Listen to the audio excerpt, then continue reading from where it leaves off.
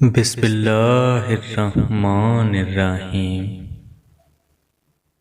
رسول اللہ صلی اللہ علیہ وآلہ وسلم نے فرمایا، شیطان تمہارے گھروں میں اس جگہ رہتا ہے جہاں مکڑی جالے بناتی ہے۔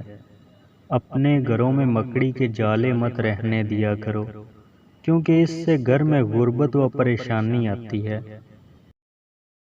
رسول اللہ صلی اللہ علیہ وآلہ وسلم نے فرمایا، لوگوں پر ایک زمانہ آئے گا کہ ان کا مقصد ان کا پیٹ ہوگا، اور دولت ان کی عزت ہوگی، اور عورت ان کا قبلہ ہوگا، اور روپیہ ان کا دین ہوگا، اور وہ بدترین لوگ ہوں گے۔